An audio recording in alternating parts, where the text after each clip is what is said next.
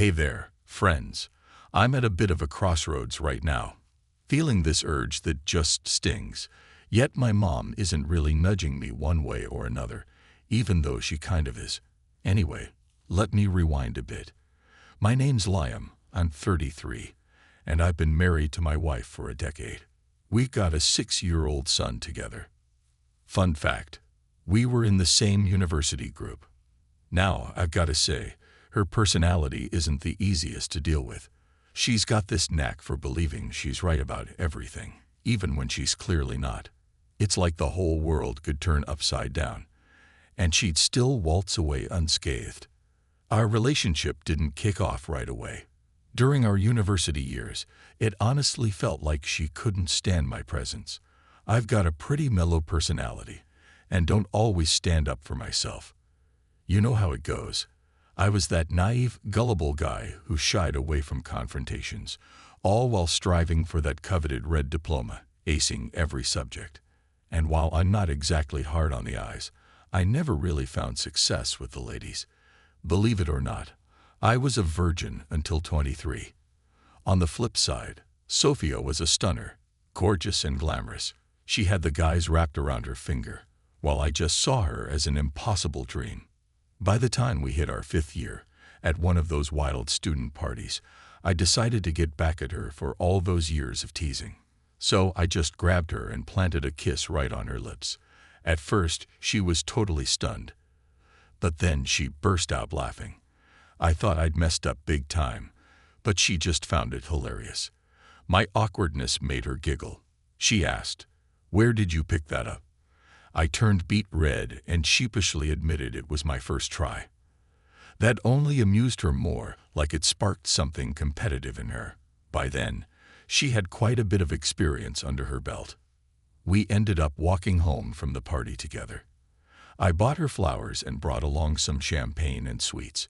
She ended up pulling me into her rented apartment, where I experienced intimacy for the very first time. That wild night was a whirlwind. She taught me everything there was to know about being with a woman. Yes, she was my first and only. After that, we started seeing each other more and eventually moved in together. I worked hard, stayed at my internship after graduation, while she took a different route, landing a gig as a nightclub manager. Then we tied the knot. Things were moving fast. Career-wise, we pooled our resources and snagged a cozy 2-bedroom apartment. Soon after, our son was born, and she took maternity leave, but then that nightclub shut its doors for good. For a long stretch, Sophia didn't work. She focused on home and our kiddo. I was bringing in enough to keep us comfortable, and I loved my family to bits, doing everything I could to spoil her. But then things took a turn when she found a job. It wasn't instant, but about 6 months later, even though I tried to convince her against it, she brushed off my concerns, saying it was boring staying home, and that a second income would boost our budget. Lately, I've noticed something off with her. It's like she swings from one extreme to the other. One moment, she's full of warmth and affection, and the next, she's bursting with anger and frustration. I've gotten used to her mood swings, but the sudden outbursts, like throwing tantrums over prices, are becoming a lot to handle. Then everything changed. She started staying late at work, making secret phone calls, and then announced that she was going on a business trip for 10 days. That's when I started to understand what was going on. After talking to one of her colleagues, I found out that she was not sent anywhere on a business trip. Instead, she took unpaid leave and did not tell anyone about her long-standing affair with the deputy director. Everyone was aware of the events. He even abandoned his family for her, and they were currently vacationing in Spain. It was supposed to be the biggest secret, but still the whole office was whispering about it, even risking their jobs. It felt like the ground had vanished beneath me. When she returned, she sought everything in my expression. "Well, I'm glad you know the truth. I was struggling to find the right words to tell you," she said. She confessed she'd met someone else, that it was serious, and after the divorce, she'd leave the apartment for me, allowing me to see our son whenever I wanted. I asked her not to blame anyone, Just how life unfolds, you know. People come together, then drift apart. What could I say?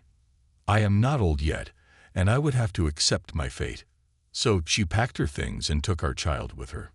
My world collapsed in an instant. Family has always been my top priority, and then suddenly it all disappeared, leaving me feeling completely lost, even without a purpose in life. I drowned my sorrows in alcohol for 3 days, something I had never done before. Skipped work until my boss showed up at my house and woke me up with a call. At work, I just did the usual things, trying to forget about everything. And at home, I shut myself in. My mom came by a couple of times to comfort me. 3 weeks passed. When I got home from work one day, I noticed the apartment was spotless. The floors were cleaned, my clothes washed and ironed, the fridge stocked with food, and everything was cooked. All the alcohol had vanished. I didn't think much of it at first, assuming my mom had come by. I called her to check, and she insisted it wasn't her. The next day, when I returned, I found Sophia there, sorting through her stuff. "What are you doing here?" I asked, surprised. She replied nonchalantly, "Well, I live here too. You probably forgot this is my apartment as well." I reminded her she had promised to leave the place for me after the divorce, but she just shrugged it off, saying she had changed her mind. As for the divorce, she insisted that it was my call. I was completely bewildered. I figured her lover had deceived her, used her, and then tossed her aside for someone else. "I'm leaving," I said, reaching for my phone to call my mom. I told her Sophia had come back, but I didn't want to stay with her after everything that had happened. I was thinking of moving out. But my mother firmly disagreed. She told me I should be grateful that our family was back together. When my father left her for a younger woman, she did everything to bring him back. And when he passed away 3 years ago from cancer, she buried him, not his mistress. And I hadn't fought for her. I hadn't done anything but drink and let my life slip away. In the end, my mom said I could only visit her with my wife and son, but it got messy. She made a mistake, which happens to everyone. None of us are without faults, and I needed to forgive her. I shut down emotionally and said, "Fine, let her stay. You've got your fool." I retreated to a separate room. That night, she came to me, and the male instinct kicked in. We hadn't had the time to cool off before those feelings rushed back. I won't deceive myself. I never stopped loving her, even after her betrayal. It felt much like our honeymoon again. When it was over, we lay in silence for a long while.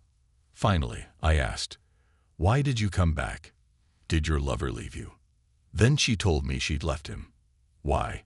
Had he been caught up with someone else, deciding to return to his wife and kids, or perhaps he promised her marriage and then cheated? She shot back, "You're such a fool. You don't get a thing." And here I was, thinking she had a PhD. She said he had proposed, but she turned him down. Why? Because she couldn't forget me. She thought about me every day, imagining me here alone, hungry, and probably a mess. I told her I didn't believe her. I needed more than just her word. She thrust her smartphone at me. From the messages, it was clear her lover had promised her the world. Wealth, happiness, everything she could dream of. I begged her not to come back to me. She responded, saying that true happiness isn't about money, and if her husband wouldn't forgive her, she'd raise our son alone. While I was reading through the messages, I suddenly heard her sobbing. I couldn't believe it. In all the time I'd known her, I'd never seen her cry. I asked her why. Was it the money, her career? She assured me it wasn't about that. They were equals in the company. He had courted her beautifully, all romantic gestures, and she'd apparently confused passion with love. Then she apologized. For the first time, I begged her to forgive me as well. She said she finally understood how deeply she loved me. And now I turn to you. What should I do? She's showing all the signs of remorse, admitting she made a mistake and stumbled. I won't lie. I still love her and desperately want to believe in her and move past her betrayal. but I'm unsure if I can. She's the only person I've ever had in my life. I've never even kissed anyone else. I told her I couldn't just jump back in right away. I needed time. It hurts to be without her too. I'm lost and don't know what to do.